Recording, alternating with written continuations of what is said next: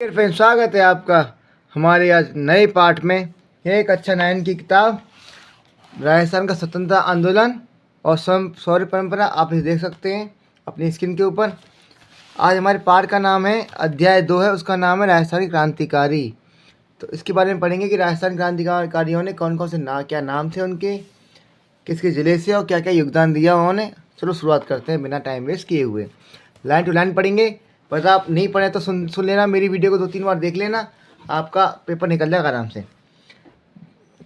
राजस्थानी क्रांतिकारी। दिल्ली की बादशाहत के कमज़ोर होने के साथ ही यहाँ अंग्रेज़ों को अपने पांव पसारने का अवसर मिला। राजस्थान में सामंतवाद के सबसे क्रूर और घृणित रूप अंग्रेज़ों के शासनकाल की देन है, परंतु इस काल के आरंभ होने के साथ ही उस शासन का विरोध भी आरंभ हो गया था। इस दौर की अनेक साम्राज्य विरोधी कविताओं का संबंध भरतपुर से है। मराठा सरदार होलकर ने यहाँ शरण ली थी। भरतपुर के राजा रणजीत सिंह ने अंग्रेजों से संधि के बावजूद होलकर को अंग्रेजों के हवाले करने से इनकार कर दिया। इन पर अंग्रेजों ने भरतपुर पर हमला किया। आछो गोरा हट जा, राज भरतपुर को रे गोरा हट जा, भरतपुर गढ़ बाको किलो रे बाको गोरा हट जा। भरतपुर संबंधित एक कविता कविराज बांकी दास की है। वह जोधपुर नरेश मानसिंह के राजकवि और उनके काव्य गुरु थे। उनकी ग्रंथावली नागरी प्रचारणी सभा से 3 खंडों में प्रकाशित हो चुकी है। इनकी लिखी तथा संकलित राजस्थानी में 2700 ऐतिहासिक बातें भी हैं। विभिन्न भाषाओं की जानकारी के साथ साथ इतिहास का भी इन्हें बहुत अच्छा ज्ञान था। इनका निधन 1833 ईस्वी में हुआ था।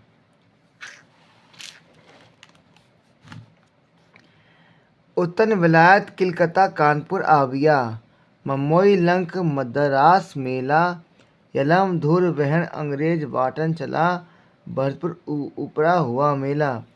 विलायत से आकर अंग्रेज अपने इल्म के बल पर कलकत्ता, कानपुर, बम्बई, मद्रास तक अधिकार करता चला गया और अब वह भरतपुर पर चढ़ाया। ये सब नगर जिस देश में है उसका नाम भरतखंड है। अंग्रेजों ने जो फौज बटोरी है वह इस देश के विभिन्न प्रदेशों के लोगों से बनी है।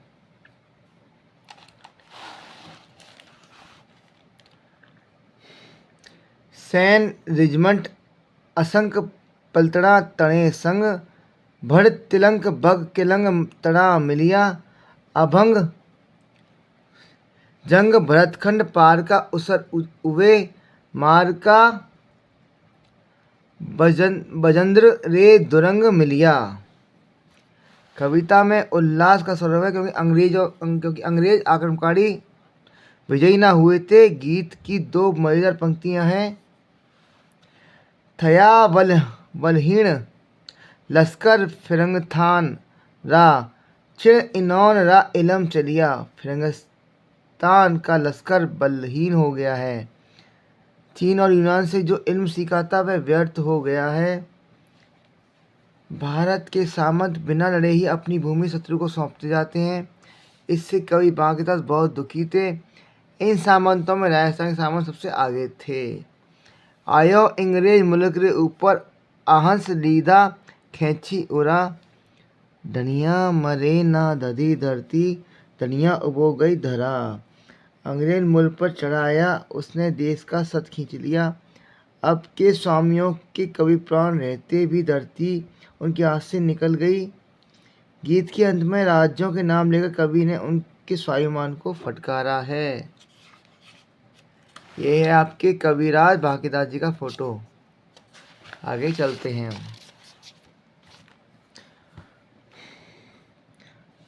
पुर जोधान उदयपुर जयपुर, यह धारा खूंटा परियार, आके गई आपसी आके बाके आसल किया बखान। जोधपुर उदयपुर जयपुर आदि ने अपने गौरव का नाश कर दिया है। देश को गुलाम होना था और वह सो गया। अब आज़ाद होना होगा, तब हो जाएगा। तुम्हारे किए अब कुछ नहीं होने का। सच्ची बात को मैंने सच्चाई के तरीके से प्रकट कर दिया है।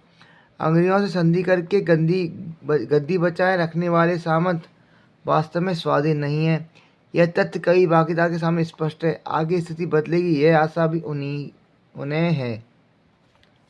आगे है, सन 1857 ईस्वी से पहले ब्रिटिश फौज के कुछ सैनिकों ने राजस्थान में विद्रोह किया था। इस प्रसंग में डोंगजी जवाहर जी प्रसिद्ध हुए और उन पर लोकगीत रचे गए। राजस्थान स्वतंत्रता संग्राम काव्य में दिए हुए विवरण के अनुसार 1818 ईस्वी में अंग्रेजों ने संधि की। शेखावाटी क्षेत्र के लोगों ने इसका विरोध किया। विरोध के दमन के लिए अंग्रेजों ने शेखावाटी ब्रिगेड संगठित की। 1834 ईस्वी में डोंगजी ने नेतृत्व में इस ब्रिगेड के कुछ सैनिकों ने विद्रोह कर दिया। 1838 ईस्वी में अंग्रेजों ने डोंगजी को पकड़ लिया और आगरा किले में कैद कर लिया। जवाहर जी ने अपने सैनिकों को लेकर किले पर हमला किया और डोंगजी को छुड़ा लिया।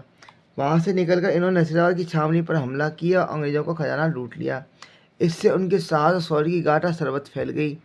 अनेक समकालीन कवियों ने उन पर अनेक कविता लिखी। लोक में उनसे संबंधित गाथा जो छावनियों के नाम पर से प्रसिद्ध है गाई जाने लगी। अंग्रेजों के विरुद्ध वीरतापूर्ण कार्यों से प्रेरित होकर जो लोक कविताएं रची गईं, वह इस तरह राजस्थान की जनता के नव जागरण का माध्यम बनी। 1857 ईस्वी का स्वागत कवि सूर्यमल मिश्रण अथवा सूरजमल ने किया। बिनम वर्षा बीतियो गण चौचंद गुणेश, बिसहर तिथ गुरु जेठ बद समय पलटी शीस। ये महाकवि सूरजमल मिश्रण जी हैं, ये आपके दिख रहे होंगे आपको। आगे पढ़ते हैं। हिंदुस्तान में जब अब कुछ परिवर्तन हो, अब कुछ उथल पुथल हो, इसी आशा आकांक्षा में संवत 1914 का एक वर्ष तो मानव युग के समान लंबा होकर आखिर बीत गया। पर नए साल के आरंभ होते ही जेठ बदी पांचवा गुरुवार के दिन सन 1857 समय रूपी विषधर नाग ने अंग्रेजों की देह में अपने जहरीले दांत गड़ाकर एकदम पलटा खाया। जेठ ने ना तो संवत 1914 ईस्वी समाप्त हो सकता था, न ही 1857 ईस्वी प्रारंभ हो सकता था। संभवतः जेठ बड़ी पंचमी वह दिन था जब युद्ध आरंभ हुआ। काल सर्प ने अंग्रेजों को डसकर उस दिन उल्टा खाया। स्वाधीनता संग्राम शुरू होते ही किसी कवि की यह भावनात्मक प्रक्रिया इतिहास में अपूर्ण है। इसके बाद सूरजमल जनता को संघर्ष के लिए प्रेरणा देते हुए और भी दोहे लिखते रहे। सूरजमल की उत्कृष्ट कृति वीर सत्सई के संपादकों ने उसकी भूमिका में कवि पर सन 57 के संग्राम का प्रभाव स्वीकार करते हुए लिखा। जिस समय सत्सई का निर्माण हुआ उस समय देश में 1857 ईस्वी के विद्रोह की ज्वाला भड़क रही थी। सारा देश विदेशी सत्ता का तख्तापलट करने के लिए व्यग्र हो उठा। गदरकालीन परिस्थितियों का कवि पर बड़ा स्फूर्तिदायक प्रभाव पड़ा। लोगों को प्रेरणा देने के लिए जो कुछ उन्होंने लिखा पढ़ी की, वह सब तत्कालीन परिस्थितियों के दबाव के कारण पोशीदा रूप में हुई। सूरजमल स्वाधीनता संग्राम से प्रभावित होने वाले साहित्यकार के अलावा उसके राजनीतिक संगठनकर्ता भी थे। सन 57 में बड़े सामंतों ने आमतौर पर अंग्रेजों का साथ दिया, छोटे सामंतों ने जनता का साथ दिया। देसी पलटनों ने के विद्रोही सैनिकों ने इन सामंतों को साथ लेकर अंग्रेजों से युद्ध किया। यह विशेषता अहुआ के युद्ध में साफ दिखाई देती है। अहुआ के संघर्ष पर रचे गए गीतों में से एक गीत यूं शुरू होता है।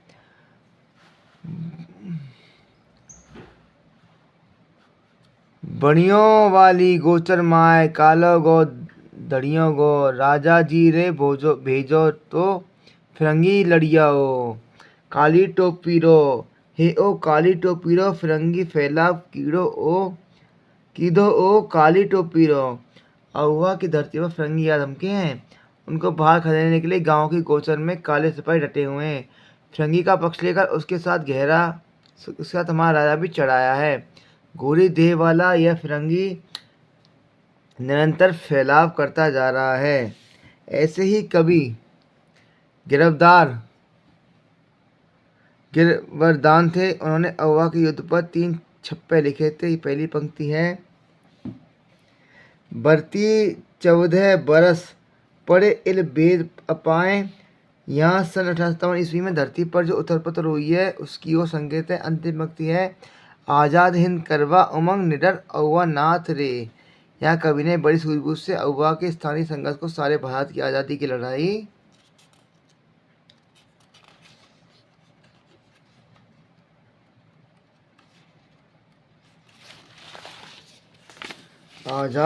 लड़ाई से जोड़ा है। बंगभंग के बाद स्वदेशी आंदोलन ने जोर पकड़ा। इसके साथ ही सशस्त्र क्रांति के प्रयास आरंभ हुए। ये प्रयास राजस्थान में भी हुए। इनकी विशेषता यह है कि वे आरंभ से ही समाज सुधार और शिक्षा प्रसार से जुड़े रहे। प्राय उन्होंने किसानों को आधार बनाकर आंदोलन का रूप लिया। यद्यपि उनका लक्ष्य सीमित था, फिर भी उन्होंने देश के सामने मिसाल रखी। डुंगजी और जवाहरजी। सीकर जिले में बटौर पटौदा क्षेत्र के ठाकुर काका भतीजा डुंगजी जवाहरजी प्रसिद्ध देशभक्त हुए। डुंगजी शेखावती ब्रिगेड में रिसालेदार थे। बाद में वे नौकरी छोड़कर धनी लोगों से देश की आज़ादी के लिए धन मांगने लगे और धन नहीं मिलने पर उनके यहाँ डाका डालने लगे। इस धन से वे निर्धन व्यक्तियों की भी सहायता करते। इन दोनों ने अपने साथियों की सहायता से कई बार अंग्रेज छावनियों को भी लूटा।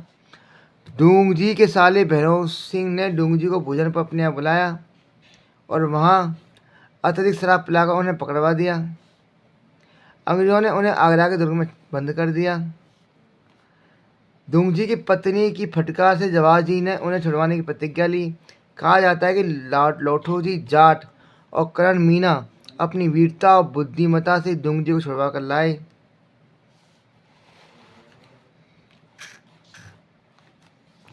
बीकानेर के पास गढ़सीसर में अंग्रेज फौज ने बीकानेर और जोधपुर राज्य की फौज के साथ मिलकर डुंगजी जवाहरजी को घेर लिया।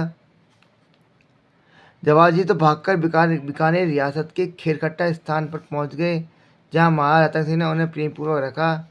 डुंगजी जैसलमेर में गिरदड़ा की काकीमेड़ी पहुंच गए। वहां जोधपुर की सेना ने उन्हें छलपूर्वक कैद कर अंग्रेज सेना को सौंप दिया। इससे लोगों में असंतोष की ज्वाला भड़क उठी। अंग्रेजों ने डुंगजी को वापस जोधपुर राज्य की सेना को सौंप दिया। जोधपुर के दुर्ग में डुंगजी का निधन हुआ। लाठौजी निठारवाल सीकर। लाठौजी निठारवाल का जन्म जाट परिवार में 1840 में रिंगस में हुआ, जहाँ से वे वहाँ के ठाकुर से अनबन होने के कारण अपनी बहन के पास बटौर में आ गए।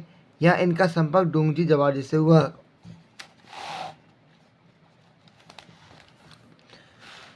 जब डुंगजी को अंग्रेजों ने गिरफ्तार करके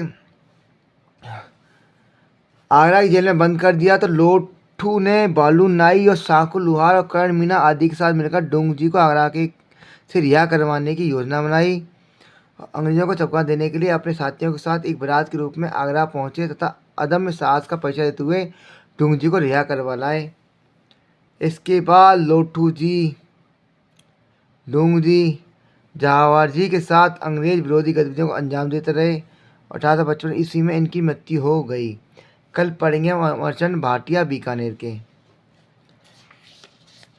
आज के लिए इतना ही काफ़ी है। कल इस पाठ को हम ख़त्म कर देंगे। धन्यवाद आपका। साथ बने रहें और से पढ़ते रहें और अपने लक्ष्य नौकरी को पाकर दमने या 9th-10th क्लास में है तो उसको आप पार करें अच्छे ढंग से, और यही आपकी पढ़ाई काम आएगी। नौकरी में तैयारी करोगे तो आप साथ रहें। अच्छा लगे तो लाइक करें और चैनल को सब्सक्राइब करें। हम आपके हर विषय को पढ़ाएंगे, हर दम आपके साथ रहेंगे। बस आपको हमारे साथ बना रहे ऐसे ही, जिससे कि अगर आप सब्सक्राइब कर लेंगे मेरे को तो मेरी जो भी नोटिफिकेशन आएगा नई क्लास का, नई आगाज़ का, वो आपके पास पहुँच जाया करेगा सबसे पहले। तो धन्यवाद आपका।